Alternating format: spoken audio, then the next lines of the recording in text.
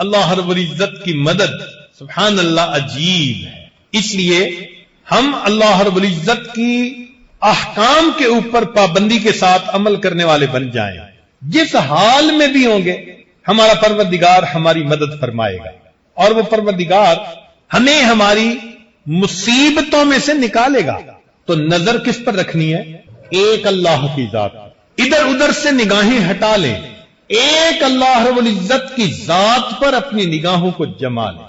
ان مشکلات میں وہی ہمارے کام آئے گا، اور ان مصیبتوں سے اور اس کرب اور غم سے وہی ہمیں نجات دلائے گا. اللہ رب العزت قرآن مجید میں ایمان والوں کے ساتھ کچھ وعدے فرماتے ہیں. امید ہے کہ آپ گوش ہوش کے ساتھ سنیں گے، توجہ کے ساتھ اس بات کو سنیں گے کہ یہ اللہ رب العزت کے وعدے ہیں ایمان والوں کے ساتھ. سب سے پہلا بات اللہ تعالیٰ فرماتے ہیں واللہ اعلم باعدائکم، اللہ جانتا ہے تمہارے دشمنوں کو. ہم نہیں جانتے ہمارا دشمن کون ہے. ہماری نظر میں تو دوست ہو سکتا ہے، مگر دوستی کے رنگ میں کوئی دشمنی کر رہا ہو تو دلوں کی نیت کو ہم کیسے جانیں؟ اور آج کل تو حال بھی یہی ہے کہ کفر دوست بن کے دشمنی کرتا ہے، زیادہ قریب ہو کے زیادہ گہرا زخم لگانے کی کوشش کرتا ہے. اوپر اوپر سے خیر خواہی کر رہا ہوتا ہے، اندر سے جڑیں کاٹ رہا ہوتا ہے. چنانچہ اللہ تعالیٰ فرماتے ہیں کہ تمہیں ایمان والوں پتہ نہیں ہے کہ تمہارا کون ہے، تمہارا دشمن کون ہے. واللہ اعلم باعدائکم، اللہ جانتا ہے تمہارے دشمنوں کو. ایک بات تو یہ بتا دی. اگلی بات یہ بتائی وَلَن يَجْعَلَ اللَّهُ لِلْكَافِرِينَ عَلَى الْمُؤْمِنِينَ سَبِيلًا، اللہ تعالیٰ ہرگز کافروں کو ایمان والوں تک پہنچنے کا راستہ نہیں دے گا. اس کی مثال ایسے کہ جیسے کسی کے بچے کو کوئی ہاتھ لگانا چاہے، مارنا چاہے، تو باپ کہتا ہے میاں میری لاش سے گزر کے جاؤ گے، یعنی پہلے مجھ سے نمٹو پھر میرے بچے کو ہاتھ لگاؤ.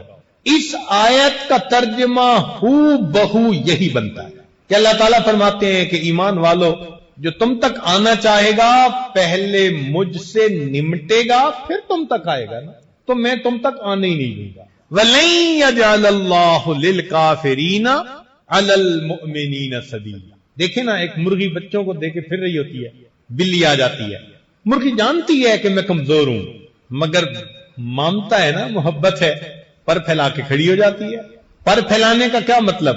وہ بلی کو مارے گی؟ نہیں، مطلب یہ ہوتا ہے کہ اگر تم نے کچھ کرنا ہی ہے تو پہلے مجھے مارو پھر میرے بچوں کو ہاتھ لگائے. ماں کی مامتا کا یہ حال ہے، اللہ کی اپنے ایمان والوں کے ساتھ محبت کا کیا حال ہے. اس لیے فرمایا کہ اگر کافر تم تک آنا چاہیں گے تو میں آنے ہی نہیں دوں گا، میں راستے میں رکاوٹ بن جاؤں گا، ان کا راستہ روک دوں گا، تم تک ان کے ہاتھ پہنچ ہی نہیں سکیں گے. یہ دوسرا وعدہ فرما دیا. پھر وضاحت سے بات کہہ دی اِنَّا لَنَنْصُرُ رُسُلَنَا، ہمارے ذمہ ہے مدد اپنے رسولوں کی، وَالَّذِينَ آمَنُوا، اور ایمان والوں کی، فِي الْحَيَاةِ الدُّنْيَا، اس دنیا کی زندگی میں، وَيَوْمَ يَقُومُ الْأَشْهَادُ، اور اس دن جب قیامت ہوگی گواہیاں دی جائیں. یہ جو اِنَّا کا لفظ ہے نا، یہ بڑا معنی خیز ہے. ترجمہ تو یہی ہے کہ ہمارے ذمہ ہے مدد اپنے رسولوں کی. سمجھنے کی خاطر ہم اگر اس کا ترجمہ اپنی زبان میں کریں نا تو وہ یوں بنتا ہے ہم پر فرض ہے مدد اپنے رسولوں کی اور ایمان والوں کی. اللہ تعالیٰ پہ کوئی چیز فرض نہیں ہے، مگر ترجمہ جو الفاظ ہیں ان کا انداز یہی مفہوم دے رہا ہے کہ ہم پر لازم ہے مدد اپنے رسولوں کی اور ایمان والوں کی. اب اتنی تسلی سے اگر اللہ تعالیٰ فرما رہے ہوں تو یہ کوئی دنیا کا تو وڈیرا نہیں ہے نا جو آج وعدہ کرے گا کل الٹا کر دے گا پھر کہے گا جی میری بات کوئی قرآن کا لفظ تھوڑا. یہ تو خدا کی بات ہے، یہ مالک الملک کی بات ہے. فرما رہے ہیں اِنَّا لَنَنْصُرُ رُسُلَنَا، ہمارے ذمہ ہے مدد اپنے رسولوں کی، وَالَّذِينَ آمَنُوا، اور ایمان والوں کی، فِي الْحَيَاةِ الدُّنْيَا وَيَوْمَ يَقُومُ الْأَشْهَادُ، دنیا کی زندگی میں اور اس دن جب گواہیاں قائم ہوں گی قیامت کے دن. چنانچہ اللہ رب العزت ایمان والوں کی مدد فرما. جنگ یرموک میں ایک موقع ایسا آیا کہ ایمان والے بہت تھوڑے تھے تعداد میں اور نصارہ بہت زیادہ تھے. مورخین نے لکھا ہے کہ جیسے سفید گھوڑے کے جسم پہ چھوٹا سا کالا داغ ہوتا ہے سفیدی کی طرح دشمن تھے اور چھوٹے کالے داغ کی طرح مسلمانوں کی تعداد. یہ تھے کوئی چند ہزار، 5-7 ہزار، اور وہ تھے کئی لاکھ کی تعداد میں، اور مقابلہ تھا. اس موقع پر جو وہاں امیر لشکر تھے انہوں نے حضرت عمر رضی اللہ عنہ کو خط لکھا کہ ہم بہت تھوڑے، کچھ کمک بھیج دیجیے. تو عمر رضی اللہ تعالیٰ عنہ نے اس کے جواب میں ایک خط لکھا اور نبی علیہ السلام کی صحبت کا حق ادا کر دیا. خط میں کیا لکھا؟ فرمایا قد جاءنی کتابکم، تمہارا مکتوب مجھے ملا ہے، تستمدوننی، جس میں تم نے مجھ سے مدد طلب کی ہے، وانی ادلکم علی من هو اعز نصرا واحسن جندا، اور میں تمہیں اس ذات کے بارے میں بتاتا ہوں، اس کا پتہ دیتا ہوں کہ جو سب سے زیادہ غالب آنے والی ذات ہے اور سب سے بہترین لشکر رکھنے والی ذات ہے. اللہ عز وجل، وہ اللہ رب العزت کی ذات ہے. فاستنصروہ، تم اللہ سے مدد مانگو. فإن محمدًا صلی اللہ علیہ وسلم قد نصر فی یوم بدر فی اقل من عدتکم، اور نبی علیہ الصلوۃ والسلام میدان بدر میں تھوڑے تھے مگر اللہ نے ان کی مدد فرمائی، لہذا تم اسی اللہ پر نظر رکھو. فإذا جاءکم کتابی، جب یہ میرا مکتوب تم تک پہنچے، ھذا فقاتلوہم ولا تراجعونی، ٹوٹ کر ان پر حملہ کر دو اور پھر میری طرف مراجعت نہ کرو. حضرت عمر رضی اللہ عنہ کا خط پہنچنا تھا، ایمان والوں نے اگلے دن قدم اٹھا گیا اور اللہ کی ایسی مدد آئی کہ اللہ نے جنگ یرموک میں کامیاب فرمایا. اللہ کی مدد، آپ غور کیجئے کیسے عمر رضی اللہ عنہ جانتے تھے کہ قلت اور کثرت کا مسئلہ نہیں ہے، معاملہ ہے اللہ کی مدد کا. جس پلڑے میں اللہ کی مدد کا وزن اتر آتا ہے وہ پلڑا ساری کائنات سے بھاری ہو جاتا ہے. انہوں نے سبق دکھایا. آج ہمیں بھی یہی سبق سیکھنے کی ضرورت ہے کہ ہم ایسے نیک بنے کہ اللہ رب العزت کی مدد ہمارے ساتھ آ جائے. مدد آ گئی پھر خیر ہے، سینکڑوں سال کے مشاہدے غلط ثابت ہو جائیں گے. بڑی بڑی سپر پاور کو اللہ تعالیٰ آنکھوں کے سامنے صفر پاور بنا دیں گے. یہ ایمان بڑی مضبوط چیز ہے. چنانچہ صحابہ رضی اللہ عنہ پر بھی ایک ایسا موقع آیا. ہوا یہ کہ قریش مکہ نے یہ سوچا کہ یہ چھوٹی سی جماعت ہے، ہم سب مل کے جاتے ہیں اور جا کے ان کا قصہ تمام کر دیتے ہیں. چنانچہ سارے قبائل کو لے کر آ گئے.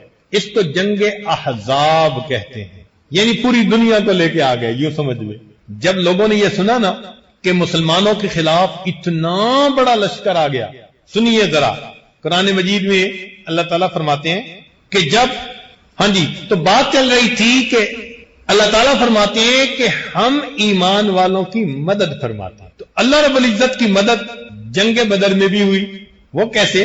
فرماتے ہیں لقد نصرکم اللہ ببدر وانتم اذلہ، تحقیق اللہ نے بدر میں تمہاری مدد کی اور تم تو کمزور تھے. 2 تلواریں اور 70 گھوڑے، اور بعض کے ہاتھوں میں تو درخت کی ٹہنیاں تھی، اور یہ 1000 کے مقابلے میں 313 خالی ہاتھ آ کر کھڑے ہو گئے. صحابہ کی جب نظر پڑی نا تو ان کو لگتا تھا کہ ہمیں تو موت کے منہ میں دھکیلا جا رہا ہے. اللہ تعالیٰ قرآن مجید میں گواہی دیتے ہیں کما اخرجک ربک من بیتک بالحق وان فریقا من المؤمنین لکارہون یجادلونک فی الحق بعدما تبین کانما یساقون الی الموت وهم ينظرون. صحابہ کو یوں لگ رہا تھا کہ ہمیں موت کے منہ میں دھکیلا جا رہا ہے اور آنکھوں سے ہم دیکھ رہے ہیں، موت نظر آ رہی تھی. اب سوچئے اس وقت کیا حال ہوتا ہے. لیکن اس وقت اللہ کے پیارے حبیب صلی اللہ علیہ وسلم نے اللہ رب العزت سے مدد مانگی. آپ نے قلت اور کثرت کو نہیں دیکھا، آپ نے اسباب پر نظر نہیں دوڑائی کہ وہ لوہے میں ڈوبے ہوئے ہیں، زریں پہنی ہوئی ہیں، خود پہنے ہوئے ہیں، تلواریں ہاتھ میں ہیں، نیزے ہیں، گرز ہیں. اللہ کے نبی نے اللہ کی مدد پر نظر رکھی. چنانچہ وہ جو رات بدر کی تھی نا، اس میں نبی علیہ الصلوۃ والسلام نے اللہ کے سامنے تہجد کے بعد دعا مانگی. حضرت ابو بکر صدیق لانو وہ آپ صلی اللہ علیہ وسلم کے خیمے کے باہر سیکیورٹی گارڈ کی ڈیوٹی دے رہے تھے. نبی علیہ الصلوۃ والسلام نے دعا مانگتے ہوئے فرمایا ان ابن عباس رضی اللہ عنہما قال قال النبی صلی اللہ علیہ وسلم وهو فی قبۃ اللهم انی انشدک عہدک و وعدک، اے اللہ میں آپ کو آپ کے عہد اور آپ کے وعدے کا واسطہ دیتا ہوں. دیکھا اللہ نے وعدہ کیا ہوا نا میں مدد کروں گا. تو اللہ کے نبی صلی اللہ علیہ وسلم نے کیا بات کہی؟ اے اللہ میں آپ کو آپ کے عہد اور آپ کے وعدے کا واسطہ دیتا ہوں. اللہم ان شئت لم تعبد بعد اليوم. اے اللہ اگر تو چاہے کہ کفار ہمیں مٹا دے تو پھر آج کے بعد دنیا میں تیری عبادت کرنے والا کوئی نہیں ہے. مرضی تو آپ ہی کی چلنی ہے نا. فاخذ ابو بکر بیدہ. جب نبی علیہ السلام نے یہ دعا مانگی نا تو صدیق اکبر آگے بڑھے, نبی علیہ السلام کا ہاتھ پکڑ کے کہا فقال حسبک یا رسول اللہ. اے اللہ کے رسول صلی اللہ علیہ وسلم آپ کے لیے یہ دعا کافی ہے. فقد الحاط علی ربک, آپ نے اپنے رب سے اصرار کے ساتھ مانگنے کی انتہا کر دی. کیا عجیب دعا مانگی آپ. یعنی ابو بکر صدیق لانوں کو یقین آ گیا اب اللہ کی مدد اتر کر رہے گی. اور واقعی ایسا ہوا کہ دن ہوا سیہزم الجمع ویولون الدبر, وہ جماعت شکست کھا گئی, پیٹ پھیر کر بھاگ گئی. اللہ تعالی نے ایمان والوں کو اس وقت اپنی مدد سے فتح عطا فرمائی. شاہنامہ اسلام لکھا ہے حفیظ جالندری نے, نوجوانوں کے پڑھنے کی چیز ہے. اس میں جب صحابہ نبی علیہ السلام کی معیت میں میدان بدر میں پہنچے نا تو وہاں کے پہاڑ کی کیا حالت تھی انہوں نے ذرا شاعرانہ انداز میں اس کو بیان کیا ہے. خشک پہاڑ تھے. لکھتے ہیں یہ تشنہ لب جماعت جب یہاں پر رک گئی آ کر, یہ تشنہ لب جماعت جب یہاں پر رک گئی آ کر, دعا کی دامن صحرا نے دونوں ہاتھ پھیلا کر, کہ اے صحرا کو آتشناک چہرہ بخشنے والے, رخ خورشید کو کرنوں کا صحرا بخشنے والے, ازل کے دن سے اب تک بھاڑ میں بھنتا رہا ہوں میں, صدائے رعد و باراں دور سے سنتا رہا ہوں میں, ہوا ہوں جب سے پیدا جان پانی کو ترستی ہے, میرے سینے کے اوپر آگ کی بدلی برستی ہے, میں سمجھا تھا مقدر ہو چکی ہے دھوپ کی سختی, میری قسمت میں لکھی جا چکی ہے سوختہ بستی, بنایا رفتہ رفتہ سخت میں نے بھی مزاج اپنا, لیا ہر آبلا پاسے زبردستی خراج اپنا, خبر کیا تھی الہی ایک دن ایسا بھی آئے گا کہ تیرا ساقیے کوثر یہاں تشریف لائے گا. اگر یہ بات پہلے سے مجھے معلوم ہو جاتی میرے دل کی کدورت خود بخود معدوم ہو جاتی, خبر کیا تھی یہاں تیرے نمازی آ کے ٹھہریں گے, شہید آرام فرمائیں گے غازی آ کے ٹھہریں گے, خبر کیا تھی ملے گی یہ سعادت میرے دامن کو, بنایا جائے گا فرش سعادت میرے دامن کو, خبر ہوتی تو میں شبنم کے قطرے جمع کر رکھتا, چھپا کر ایک گوشے میں مصفا حوض بھر رکھتا, وہ پانی ان مقدس مہمانوں کو پلا دیتا, میں اپنی تشنگی دیدار حضرت سے بجھا لیتا, میرے سر پر سے گزرا نوح کے طوفان کا پانی, تأسف ہے کہ مجھ سے ہو گئی اس وقت نادانی, اگر رکھتا میں اس پانی کی تھوڑی سی خبرداری تو ہو جاتا میری آنکھوں سے چشموں کی طرح جاری, یہ 70 اونٹ 2 گھوڑے یہاں سیراب ہو جاتے,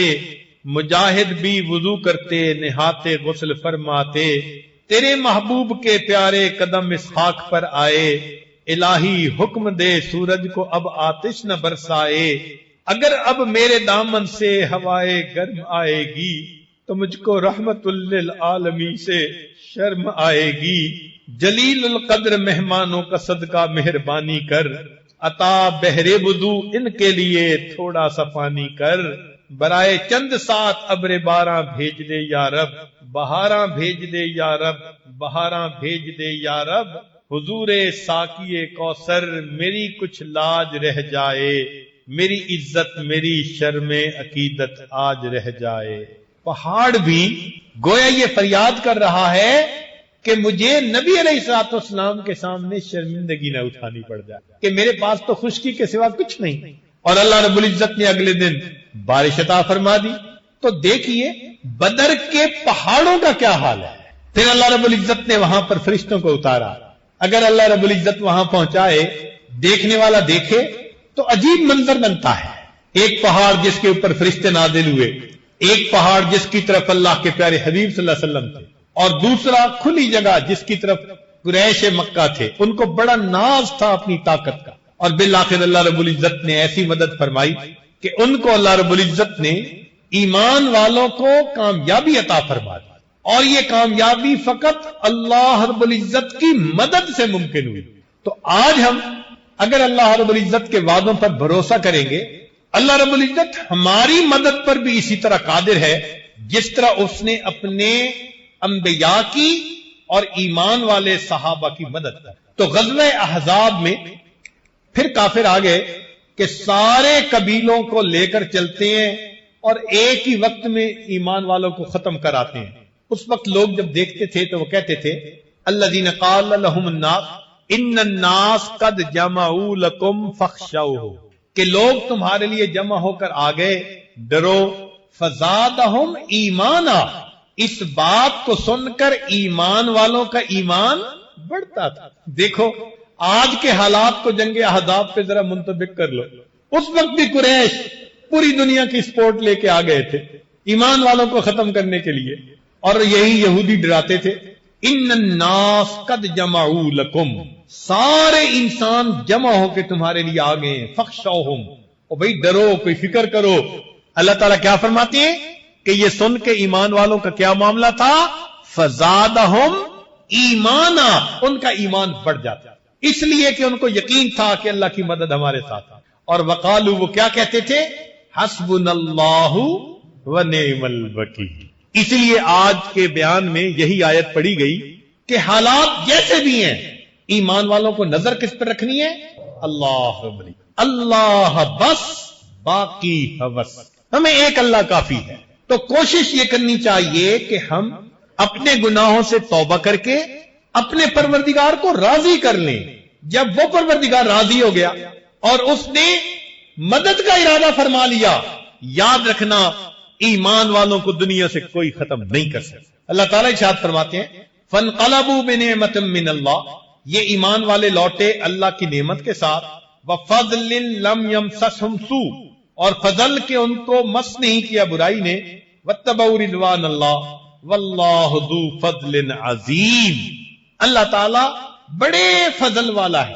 اب آگے اللہ تعالیٰ ایک بات سمجھاتے ہیں، فرماتے ہیں ان ذالکم الشیطان یخوف اولیاءہ فلا تخافوہم، یہ شیطان ہے جو اپنے دوستوں سے ڈراتا ہے، تم ان سے مت ڈرنا، وخافونی، ایک مجھ سے ڈرنا، ان کنتم مؤمنین، اگر تم ایمان والے۔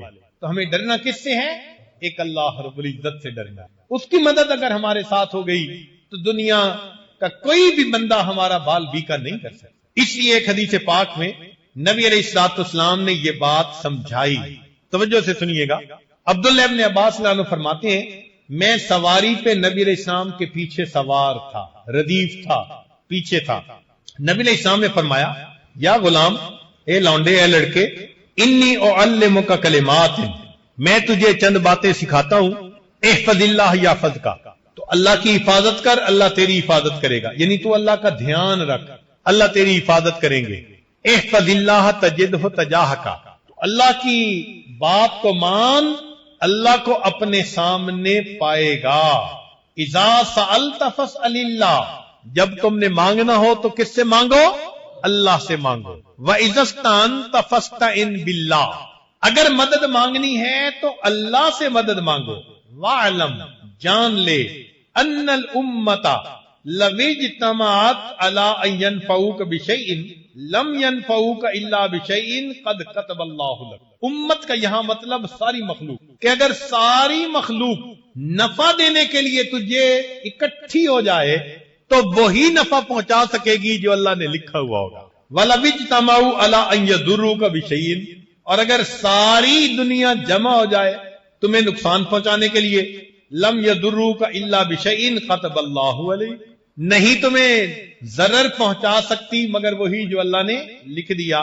رفعت الاقلام، قلم اٹھا لی گئی، وجفت الصحف، اور صحیفے کی سیاہی خشک ہو چکی، لکھنا تھا جو اللہ نے لکھا جا چکا، لہذا اب پوری دنیا تمہیں نہ نفع دے سکتی ہے نہ نقصان دے سکتی ہے، اگر کچھ ہو سکتا ہے تو اللہ کی مشیت کے ساتھ ہو سکتا ہے۔ تو ہمیں اگر مدد مانگنی ہے تو کس سے؟ اپنے پروردگار سے مدد مانگنی۔ اس لیے حضرت موسیٰ علیہ السلام سے جب قوم نے کہا تھا نا کہ ہمیں تو آپ کے آنے سے پہلے بھی مصیبت تھی اور آپ کے آنے کے بعد بھی، اوذینا من قبل ان تأتینا ومن بعد ما جئتنا، تو حضرت موسیٰ علیہ السلام نے اس کے جواب میں کیا کہا تھا؟ قال موسیٰ لقومہ، موسیٰ علیہ السلام نے اس قوم کو یہ فرمایا استعینوا باللہ واصبروا، اللہ سے مدد مانگو اور صبر اختیار کرو۔ دو باتیں کہی جا رہی ہیں، مدد کس سے مانگو اور دوسری بات کیا کرو؟ سبحان اللہ، استعینوا باللہ واصبروا۔ چنانچہ جب قوم نے صبر کیا، اللہ سے مدد مانگی، اللہ نے مدد کر دی۔ ہمیں بھی یہی حکم دیا گیا۔ قرآن عظیم الشان، اللہ تعالیٰ ارشاد فرماتے ہیں وَاسْتَعِینُوا بِالصَّبْرِ وَالصَّلَاةِ، مدد مانگو صبر کے ساتھ اور نماز کے ساتھ۔ سبحان اللہ، ہمیں بتایا جا رہا ہے کہ اللہ کی مدد مانگنے کا طریقہ کیا ہے۔ صبر کرو، اپنے اندر صبر و ضبط پیدا کرو، پہلی بات، اور دوسری بات کہ نماز کے ذریعے مدد مانگو۔ سبحان اللہ، اللہ کے پیارے حبیب صلی اللہ علیہ وسلم امت کے لیے 23 سال روتے رہے۔ کوئی ماں کبھی بچے کے لیے 23 سال نہیں روئی، کوئی باپ بیٹے کے لیے 23 سال نہیں رویا ہوگا۔ میرے آقا صلی اللہ علیہ وسلم امت کے لیے 23 سال روتے رہے۔ 23 سال رونے کے بعد اللہ کے حبیب صلی اللہ علیہ وسلم امت کو بے یار و مددگار چھوڑ کے نہیں چلے گئے، بلکہ اس امت کو نماز کے ذریعے اللہ سے مانگنے کا طریقہ سکھا کر گئے کہ اگر میرے جانے کے بعد تم پر کوئی وقت آ جائے گا تو تم اس وقت نماز کے ذریعے اپنے رب سے مانگنا۔ جب کسی دفتر سے کام کروانا ہوتا ہے نا تو اپلیکیشن بھرنی پڑتی ہے، حج پہ جانے اپلیکیشن بھرو، ویزا لینے اپلیکیشن بھرو، اللہ سے مدد مانگنی ہے اپلیکیشن بھرو، اس اپلیکیشن کا نام نماز ہے۔ لہذا ہمارے اسلاف کا یہ طریقہ تھا، جب کسی پر کوئی مصیبت آتی تھی وضو کر کے 2 رکعت نفل پڑھا کرتے تھے، اللہ سے دعا مانگتے تھے۔ یہ 2 رکعت نفل پڑھ کے اللہ سے دعا مانگنا یہ طریقہ ہے۔ کاش کہ ان حالات میں ہم اس کو اپنی زندگی کا ایک حصہ بنا لیں، کوئی رات ہماری تہجد کے چند رکعت کے بغیر نہ گزرے، ہم اللہ سے اٹھ کر مانگیں اپنی مدد عطا کر دیجئے۔ چنانچہ نماز کے ذریعے اللہ کی مدد اترتی ہے۔ سنیے، فتاوی تاتار خانیہ میں لکھا ہے کہ جو شخص فجر کی سنتیں گھر پڑھ کر مسجد میں جاتا ہے، ایک تو فجر کی سنتیں خود سنتیں ہیں، ایک ان کو گھر میں پڑھ کے مسجد میں جانا یہ الگ سنت ہے، تو جو بندہ اس سنت پر عمل کرتا ہے اللہ 3 انعام عطا فرماتا ہے۔ ایک، اس کے گھر میں جھگڑے ختم ہو جاتے ہیں۔ اس کے گھر میں جھگڑے آج دیکھو تو میرے خیال ہے 90% سے زیادہ لوگ کہیں گے گھر کی مصیبتیں، اولاد کی نافرمانی، بیوی کی پریشانی، گھر کے تقاضے پورے نہیں ہوتے، میاں بیوی کے درمیان نہیں بنتی۔ تو فرمایا جو فجر کی سنتیں گھر میں پڑھ کر مسجد میں جائے گا اللہ تعالیٰ 3 انعام دیتے ہیں۔ پہلا انعام کہ اس بندے کے گھر کے جھگڑے اللہ ختم فرما دیتے ہیں۔ دوسرا، اس بندے کے رزق میں اللہ کشادگی عطا فرما دیتے ہیں، یعنی جاب کے اور بزنس کے بھی مسئلے ختم، کارخانوں کے مسئلے ختم، مارکیٹ کے مسئلے ختم، رزق کی کشادگی، قرضوں کے مسئلے ختم۔ جو گھر میں سنت پڑھ کر جاتا ہے 3 انعام، گھر کے جھگڑے اللہ ختم فرما دیتے ہیں۔ نمبر 2، اللہ تعالیٰ رزق میں کشادگی عطا فرماتے ہیں، اور تیسرا انعام اللہ موت کے وقت ایمان کی حفاظت کے ساتھ دنیا سے جانے کی۔ اب دیکھیے اللہ کے حبیب صلی اللہ علیہ وسلم نے کیا کیا پیاری باتیں بتائی ہیں ہمیں، عمل کرنا تو ہمارے ذمہ ہے، ہم اگر عمل کریں تو یہ نعمتیں ہمیں مل سکتی۔ چنانچہ مسلم شریف کی روایت ہے، توجہ فرمائیے، ان ابی الدرداء رضی اللہ تعالیٰ عنہ، ابو الدرداء رضی اللہ عنہ روایت کرتے ہیں، یہ حدیث قدسی ہے۔ حدیث قدسی کا معنی اللہ تعالیٰ فرماتے ہیں، یا ابن آدم، اے آدم کے بیٹے، آدم کی اولاد، لا تعجز عن 4 رکعات من اول النہار اکفیک آخرہ، تو دن کے شروع میں یعنی فجر کی 4 رکعت پڑھ لیا کر، اس کی برکت ہوگی، میں سارا دن تیرے کاموں میں تیری مدد کروں گا۔ فجر کی نماز کتنے لوگ پڑھتے ہیں؟ آج جمعہ میں جتنے مسلمان مسجد میں آتے ہیں نا، اتنے مسلمان اگر فجر کی نماز میں مسجد میں آنے لگ جائیں، یہ आजिज गुमान करता है अल्लाह की मदद उतर आए। तो फरमाया दिन के शुरू में 4 रकत पढ़ लिया कर, मैं सारा दिन तेरे कामों में तेरी मदद करूंगा। देखो नमाज से अल्लाह की मदद कैसे उतरती है।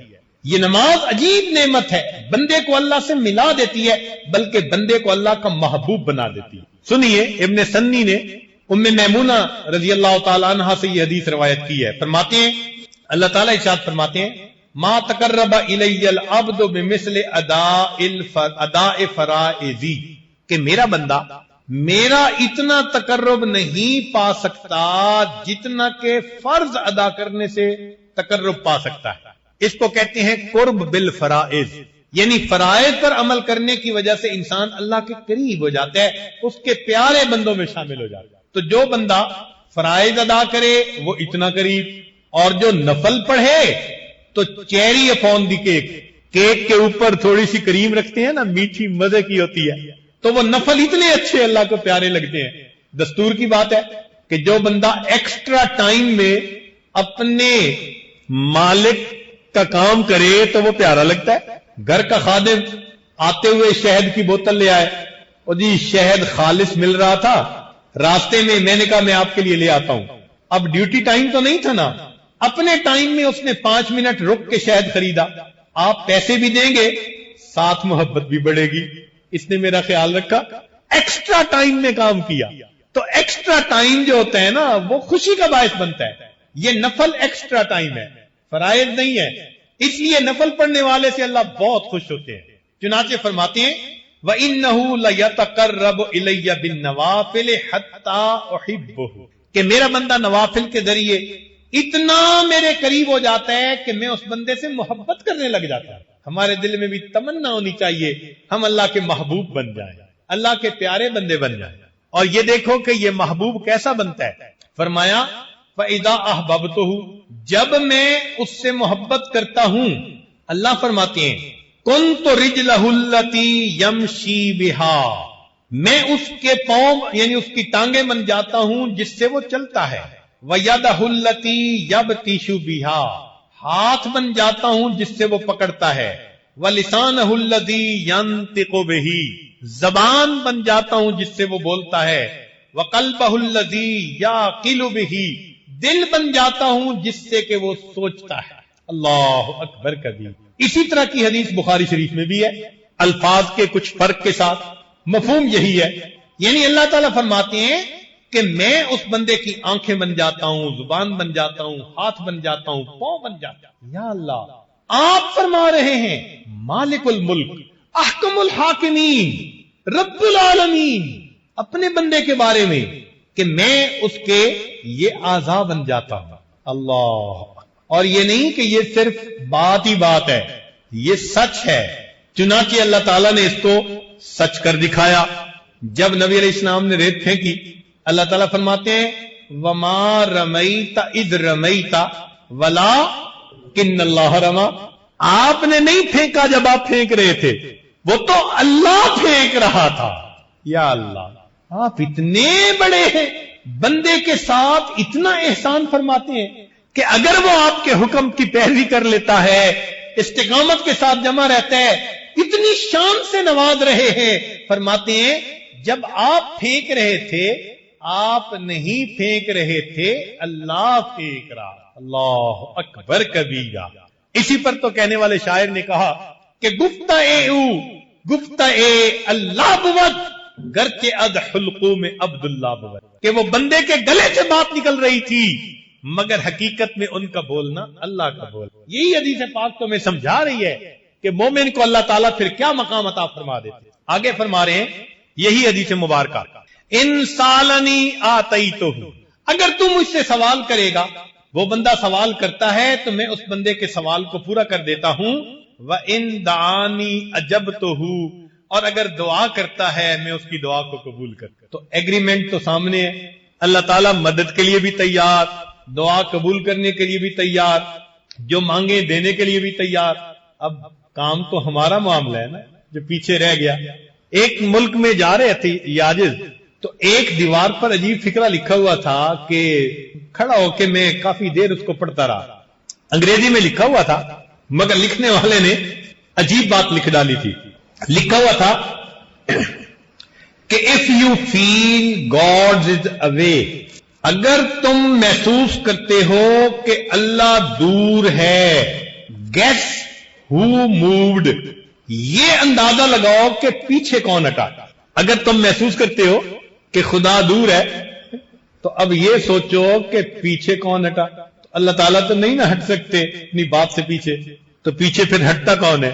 بندہ خود ہٹتا ہے۔ تو ایگریمنٹ سامنے ہے، اگر ہم اللہ کے بندے بن جائیں، سر کے بالوں سے لے کے پاؤں کے ناخنوں تک اللہ رب العزت کے حکموں پر عمل کرنے والے بن جائیں، اللہ فرماتے ہیں میں زبان بن جاؤں گا، میں آنکھیں بن جاؤں گا، میں پاؤں اور ہاتھ بن جاؤں گا، جو مانگو گے میں دوں گا، جو دعا کرو گے میں قبول کروں گا۔ سبحان اللہ، یہ سب سے آسان طریقہ ہے اس دنیا میں کامیابی اور غلبہ حاصل کرنے کا۔ اس سے زیادہ آسان طریقہ دنیا میں کوئی نہیں ہو سکتا۔ اور اگر انسان اللہ کے در سے راستہ بھول جائے اور رخ پھیر لے تو ایک حدیث پاک میں اللہ فرماتے ہیں ابن آدم تفرغ لعبادتی املأ صدرک غنن، تو میری عبادت کے لیے اپنے آپ کو فارغ کر لے، میں تیرے سینے کو غنا سے بھر دوں گا، واسد فقرک، تیرے فقر کو روک دوں گا، وَإِلَّا تَفَلْ، اگر ایسا نہیں کرے گا، مَلَأْتُ صَدْرَكَ شُغْلًا، میں تیرے سینے کو شغل سے، کاموں سے بھر دوں گا، ایک ختم نہیں ہوگا، دوسرا، تیسرا، چوتھا، جیسے کہ آج کل ہم پریشانیوں میں گھرے ہوئے۔ وَلَمْ أَسُدَّ فَقْرَكَ، اور میں تیرے فقر کو پھر روکوں گا نہیں۔ اتنا کمائیں گے، جتنے گھر کے لوگ ہیں سارے کے سارے نوکریاں کرتے ہیں، خرچے پھر پورے نہیں ہوتے، جس کو دیکھو اسی کو گلا، خرچے پورے نہیں ہوتے، تو یہ خرچے تو پھر اللہ ہی پورا فرمائے۔ تو ہمارے پاس ایک ہی راستہ ہے کامیابی کا کہ ہم اپنی نگاہیں مخلوق سے ہٹائیں اور کس ذات پر جمائیں؟ اللہ، اور یوں کہیں حسبنا اللہ، ہمیں اللہ، اس لفظ کو ذرا سوچئے گا، یہ ہم بہت بڑی بات کر رہے ہیں، ہمارے لیے اللہ کافی ہے۔ اس لیے اللہ فرماتے ہیں وَتَوَكَّلْ عَلَى اللَّهِ وَكَفَى بِاللَّهِ وَكِيلًا، مَن يَتَوَكَّلْ عَلَى اللَّهِ فَهُوَ حَسْبُهُ، جو اللہ پر توکل کرتا ہے اللہ اس کے لیے کافی ہوتا ہے۔ وَعَلَى اللَّهِ فَتَوَكَّلُوا إِن كُنتُم مُؤْمِنِينَ، فرمایا إِلَيْهِ يَرْجِعُ الْأَمْرُ كُلُّهُ فَاعْبُدْهُ وَتَوَكَّلْ عَلَيْهِ، ہمیں بار بار کہا گیا اللہ پر توکل، اللہ پہ دھیان، اللہ پہ نظریں جماؤ، لہذا جو اللہ کا دوست بنتا ہے پھر اللہ رب العزت اس کا معاملہ خود سمیٹتا ہے۔ حدیث مبارکہ سن لیجئے، فرمایا من عاد لی ولیا فقد آذنتہ بالحرب، جس نے میرے ولی سے دشمنی کی میرا اس کے ساتھ اعلان جنگ ہے۔ سنیے اللہ کا دوست بننے کا فائدہ، من عاد لی ولیا، جس نے میرے ولی سے دشمنی کی، فقد آذنتہ بالحرب، اللہ تعالیٰ فرماتے ہیں میرا اس کے ساتھ اعلان جنگ ہے۔ اللہ اکبر کبیرہ، اور واقعی اللہ رب العزت نے اپنا وعدہ سچ کر دکھایا۔ چنانچہ بدر میں صحابہ سمجھتے تھے کہ ہم نے کافروں کو قتل کیا، اللہ نے بات ہی صاف کر دی، فرمایا فَلَمْ تَقْتُلُوهُمْ وَلَكِنَّ اللَّهَ قَتَلَهُمْ، میرے مالک تیری عظمت پہ قربان جائیں، آپ اپنے قول کے کتنے سچے ہیں۔ فرماتے ہیں کہ تم نے قتل نہیں کیا، ان کو کس نے قتل کیا؟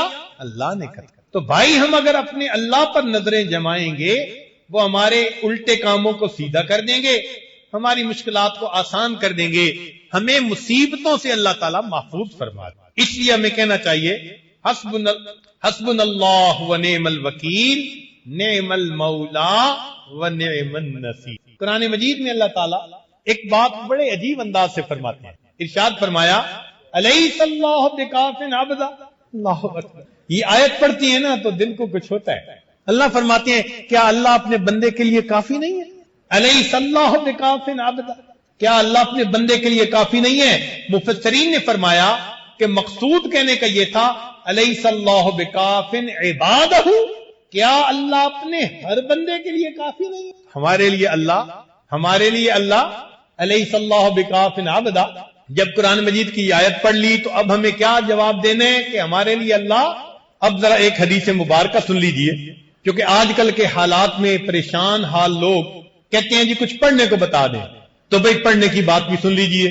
در منصور میں حضرت بریدہ رضی اللہ تعالی عنہ روایت کرتے ہیں کہ 10 کلمات پڑھنے والے کے لیے اللہ کافی ہو جاتے ہیں۔ 10 कलिमात ऐसे हैं, 10 फिक्रे, 10 बातें कि जो बंदा इनको रोजाना पढ़े उसके लिए अल्लाह काफी हो जाते हैं।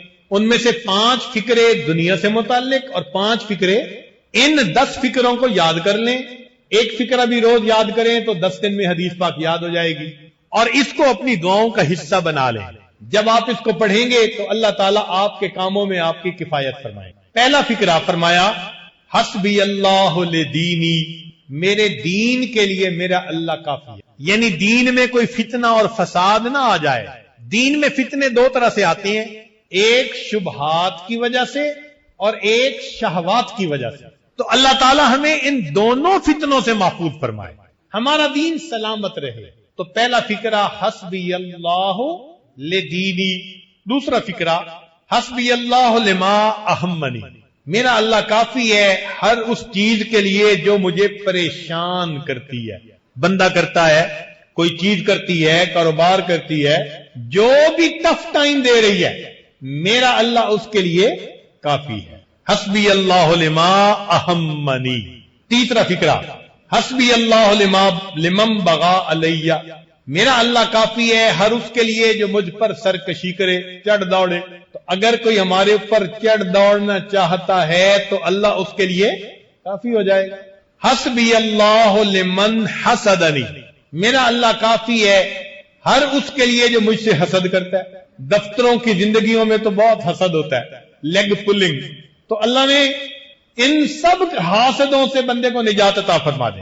और 5वां हस्बी अल्लाह लिमन कादनी बेसूइन, मेरा अल्लाह काफी है हर उसके लिए जो मेरे खिलाफ बुरे मंसूबे बनाता है। अब बुरे मंसूबे बनाना वाला कोई भी है, कोई बंदा है, कोई जमात है, ईमान वालों के खिलाफ कोई मुल्क बना रहा है, जो मर्जी बना रहा है, अल्लाह उन सब के लिए, ये 5 बातें दुनिया के लिए हो गई, 5 बातें आखिरत के लिए। तो फरमाया हस्बी अल्लाह इंदल मौत, क्योंकि मौत का लम्हा इंसान की जिंदगी का सबसे ज्यादा नाजुक लम्हा होता है। हस्बी अल्लाह इंदल मसअलतिल क़ब्र, मेरा अल्लाह काफी है कब्र के सवाल जवाब के वक्त में। हस्बी अल्लाह इंदल मीजान, मेरा अल्लाह काफी है मीजान पर जब आमाल तो ले जाए। 9वीं बात हस्बी अल्लाह इंदस सिरात, मेरा अल्लाह पुल सिरात पर गुजरने के लिए के वक्त मेरे लिए काफी है। हस्बी अल्लाह इंदस सिरात। और 10वीं बात हस्बी अल्लाह ला इलाहा इल्लाहु अलैहि तवक्कलतु व इलैहि उनीब।